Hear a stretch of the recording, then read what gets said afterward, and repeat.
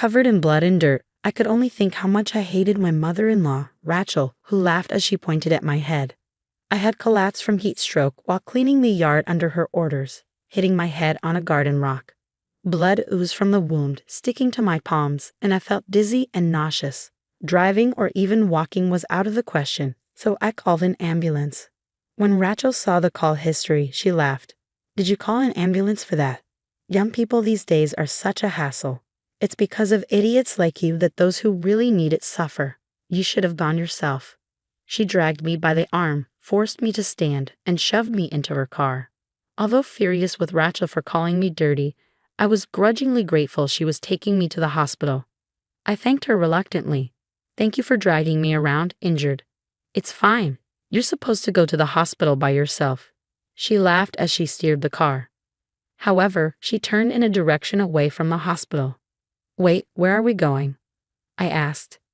"I'm Cynthia, 28 years old, and I work as an office clerk from Monday to Friday."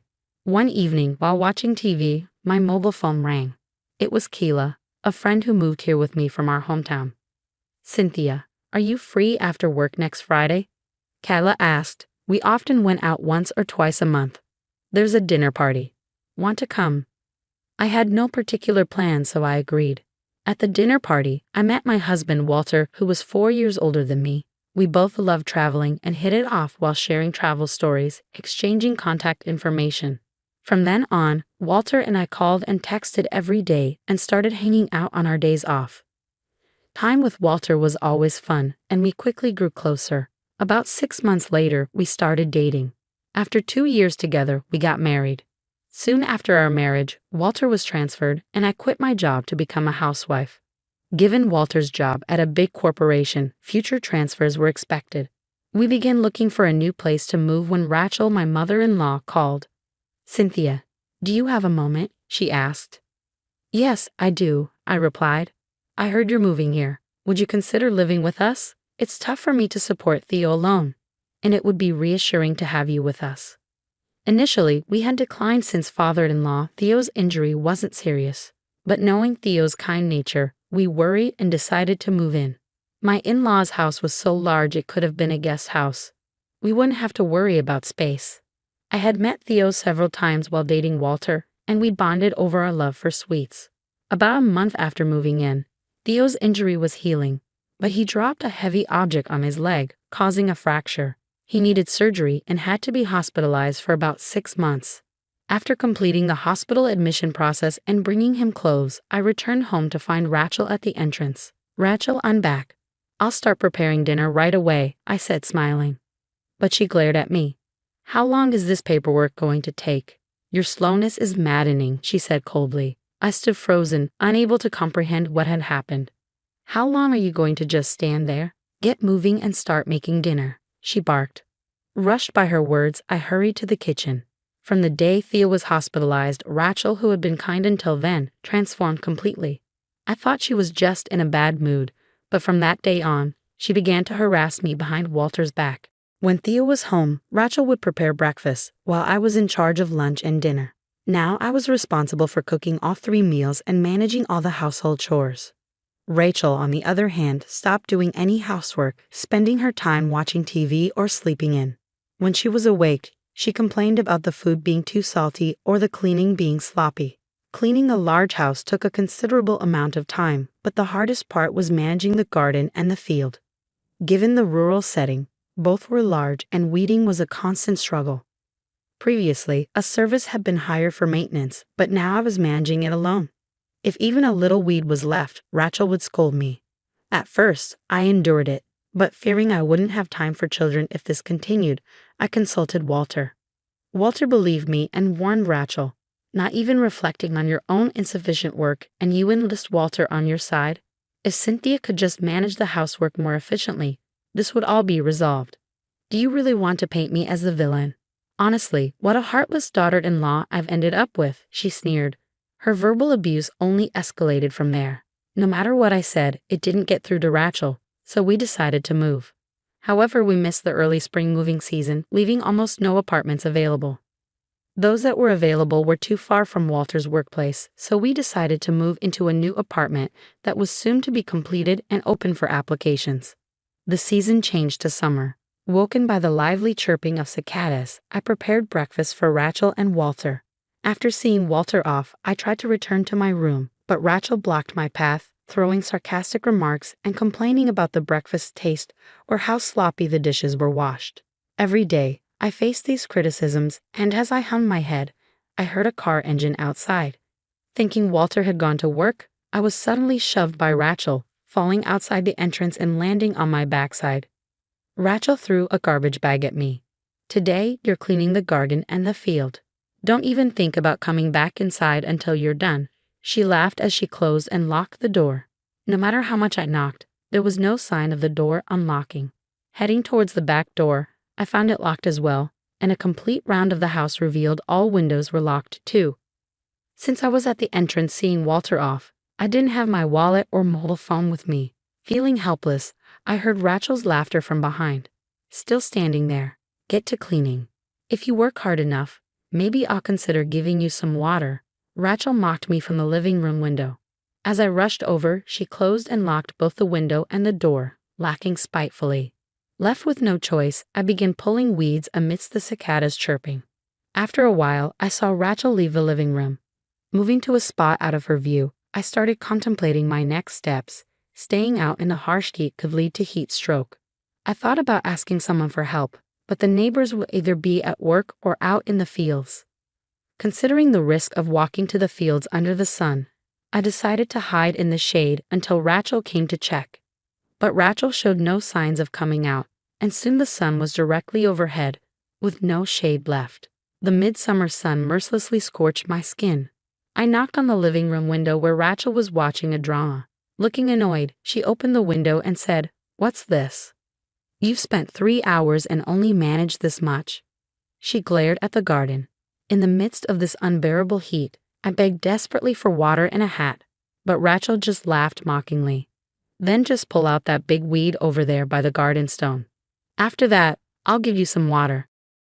My throat parched, I squatted near the garden stone, trying to endure the nausea. However, my body had reached its limit. Instead of squatting, I collapsed towards the garden stone. Touching my instantly aching head, I saw blood from where I must have hit it on the stone. At that moment, I heard Rachel scream. Rushing over hastily, she saw my blood and backed away. "We're going to the hospital. Grab your insurance card and come to the car," she yelled before hurrying back to the entrance. I entered the living room, grabbed my wallet and mobile phone, and called an ambulance. I was finally relieved to hear they would arrive quickly. Moving to the parking lot was impossible as my consciousness began to fade. I crawled onto the cold flooring, feeling a chill over my entire body. I took deep breaths until suddenly I was pulled by the arm. "I won't allow you to die here. We need to get to the hospital quickly," Rachel said, pulling my arm and forcing me to walk to the parking lot. Despite my nausea and desire to wait for the ambulance, Rachel wouldn't listen. She forcefully pushed me into the back seat and started driving roughly. Holding onto my mobile phone, I noticed the scenery outside the window was wrong. We were not heading towards the town with the hospital, but into the countryside, dense with fields and paddies.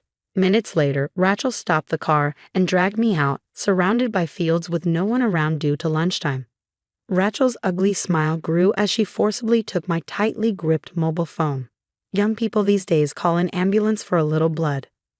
Have you ever thought about what the neighbors will say if they see an ambulance in front of the house? Nowadays, idiots call ambulances for ridiculous reasons, putting those who really need help at inconvenience. Such a foolish daughter-in-law needs to be disciplined. "Walk to the hospital and don't be so spoiled," she said, taking my mobile phone and putting it in her pocket. She dragged me, nearly powerless, towards the fields, with only the rice paddies below and no one in sight. "Please stop," I begged. Despite my desperate pleas, Rachel only laughed with a nasty smile. Saying nothing, she pushed me with all her might. I fell, pain surging through me from the impact. Satisfied with my moans, Rachel laughed and got back into the car without looking back. "Wait, please wait," I cried, holding my aching head, but all that receded was the sound of the engine as Rachel left me in the fields and drove away. I closed my eyes to escape the piercing sunlight. Without a mobile phone to call for help, and no ambulance expected to come to such a remote place. I felt hopeless. Being in a field below the road level meant no one could see me. The thought of possibly dying was my last before consciousness turned black. My eyelids fluttered open, bringing a white ceiling into view. Looking around, I saw the clean bed and realized I was in a hospital. Walter. I spoke to Walter, who sat beside the bed holding my hand and laying face down. Walter quickly lifted his head. "Cynthia, I'm so glad you're awake." He hugged me, tears in his eyes. He had stayed by my side the whole time I was unconscious. Confused, Walter explained why I was there. I hadn't died but had fainted from heat stroke. Luckily, the owner of the paddy field, who had come back early for lunch, found me. They called an ambulance in a panic. I was in a dangerous condition and was taken to a nearby large hospital where my life was saved. Hearing the hospital's name, I realized it was where Theo was hospitalized. Theo had come to check on me several times, worried, so I thought I'd thank him later. Then my thoughts turned to Rachel. "Walter, what about her?" Walter gripped my hand tightly and began to speak with a stern face. Rachel, seemingly unaware of anything, had returned home and tried to send the ambulance away, claiming she knew nothing when it arrived. Suspicious, the emergency services personnel were inquiring if Rachel might be the perpetrator of a prank call when suddenly the door opened. "Mom, what happened? Why is there an ambulance parked at our house?" It was Walter who had rushed in. He was supposed to have the day off but had gone to work due to an unavoidable task and had returned home as planned in the early afternoon. The emergency services explained that they had come to the house in response to a call about someone with heat stroke symptoms and bleeding from the head. But since I, the caller, was nowhere to be found, they were speaking with Rachel. Surprised by their ominous tone, Walter immediately called my phone. At that moment, Rachel, sweating and smiling nervously, grabbed Walter's arm. "I remember now, shopping. I said I was going out for lunch supplies, so she should be back soon, right?" Walter was not the only one who felt suspicious. "Sir, please call your wife," said one of the emergency services personnel. "Didn't you hear? She said she'd be back soon." As soon as the emergency services person said that, Rachel lunged at them, confronting the man aggressively. Meanwhile, Walter dialed my mobile phone. The ringtone from my phone could be heard coming from Rachel's pocket. "This is my ringtone." I had Cynthia listen and set the same tone. What a coincidence that I'm getting a call at this very moment. "Mom, show me your phone." Walter pressed Rachel, who was rapidly making excuses. Frustrated by Rachel's act of ignorance, Walter forcibly reached into her pocket and pulled my mobile phone out. He glared at her. Rachel let out a small scream and ran up to the second floor as if fleeing from Walter. Chasing immediately, Rachel slipped just before reaching the top of the stairs and tumbled down, her legs bending in clearly unnatural directions. Ultimately, Rachel, crying from the pain in her legs, was too preoccupied to speak about me. The emergency services said they would contact the police to start a search, and Walter readily agreed. Unable to leave Rachel in that state, they reluctantly took her to the hospital by car. Upon arriving at the hospital, Walter found me by chance.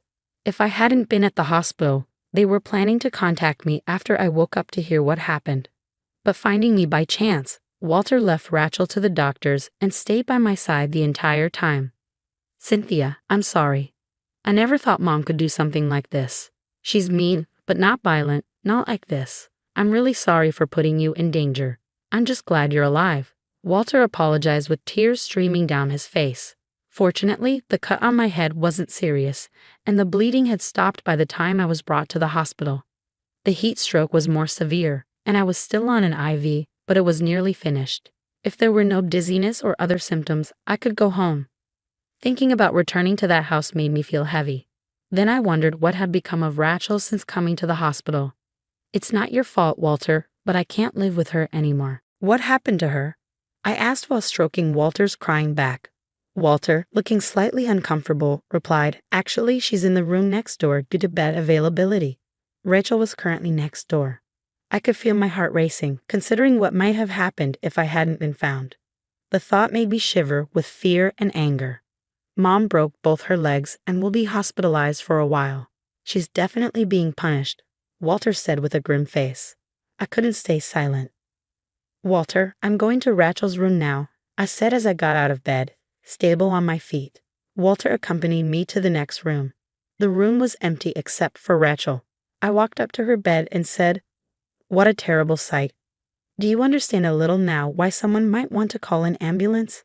I glared at her. Upon seeing me, Rachel spat out, "You look well enough. It must have been all an act," and refused to even make eye contact. Unable to contain my anger, I retorted, "I'm only well because an ambulance was called right after. If not, I might not be here today. Meeting you now, I see you have no remorse for what you've done. I will sue you. Be prepared." Rachel hurled insults, calling me a failure of a daughter-in-law, and screamed, "I won't allow you to sue me." But I ignored her and left the room. I was discharged the next day. I immediately went to view a new apartment I had applied for and decided to move in the same day. We packed our things without any rush and moved out of Rachel's house. In the meantime, Walter had hired a lawyer and arranged to sue Rachel. When we went to Rachel's room with the lawyer, she looked shocked at first, but then began to scream in anger. "Do you even realize what you're doing? Is it so wrong for a young person to clean the garden? Getting heat stroke was your own fault." Honestly, it's tough to sue without direct evidence of what happened before Cynthia collapsed, the lawyer said, "but we have the call history from Cynthia's phone requesting an ambulance." After that time, we saw Mom with Cynthia's phone, not to mention Cynthia's blood in Mom's car. We plan to pursue these points in the lawsuit. Shocked by Walter's cold words, Rachel broke down crying, hurling insults at me. "Say whatever you want, but be prepared for additional compensation for slander or defamation," I said firmly, leaving Rachel crying helplessly. We left the rest to the lawyer and moved to our new apartment, enjoying a peaceful life just for the two of us. 3 months later, Rachel called. No one had provided Rachel with a mobile during her hospital stay, so I had forgotten to block her number. Seeing Walter nod, I hesitantly answered the call. "Why is nobody home? This is your house, right? Come back home with your son. Theo and I have injured our legs. We need someone to take care of us. Even someone as dumb as you should understand that it's a wife's duty to care for her in-laws, right?" Just as Walter was about to yell, we heard Rachel laughing over the phone. "And return the money I lent you quickly. Complaining about compensation after borrowing from your parents. I never understand what goes through the mind of a stupid woman. I'll have to properly educate you again on that rotten mindset." Even though I took a few seconds to absorb Rachel's words, I still had no idea what she was saying. From what Rachel continued to say, it seemed that she thought the compensation she paid me was money she lent me. Confused by Rachel's words, Walter grabbed the phone. "The only one with a rotten mind and attitude here is Mom. We want nothing to do with you anymore. Don't ever come back. Don't ever meet us again. Look up the meaning of compensation in a dictionary. Stay out of our lives forever," he yelled before hanging up and immediately blocking her number. Walter even deleted Rachel's contact information. Although we had settled with Rachel through compensation, I decided to report her actions to the police. It turned out Rachel was already being sued by the owner of the rice field. My fall had disrupted the rice planting, significantly affecting the harvest, and damaged the pump used to manage water in the field. The owner was furious. Rachel, having paid me compensation, was nearly broke and unable to repay her debts. That's why she demanded the money back from me, but it was no longer my concern. I had visited the owner with a fruit basket as an apology, but they laughed it off, saying the person who pushed me was to blame. Eventually, Rachel had to take out a loan to pay a settlement to the owner and was working hard to repay it. Rachel was also facing divorce from Theo and had been kicked out of her home. She never changed her view of me as the one who took her precious son away. It seemed Rachel couldn't stand the sight of Theo and me getting along well. She mercilessly tasked me with chores while Theo was hospitalized, trying to teach me a lesson about who held the upper hand. As a result, her actions almost led to manslaughter, causing even Theo to disown her. After the division of property, Theo sold the family home and moved. Rachel, left without a home, now struggles through her days in a terrible state. She is still looking for Theo, but she will never find him because he is now living with us. We're staying together until Theo decides on his next place without letting Rachel know, of course. Theo has safely been discharged from a hospital and has improved enough to go for daily walks as part of his rehabilitation. His everyday activities have slowed down a bit, but he doesn't require live-in care. So we've chosen to stay close and watch over him. Theo and I continue to have a great relationship, and for a change of scenery, we often go on trips or dine out together on our days off.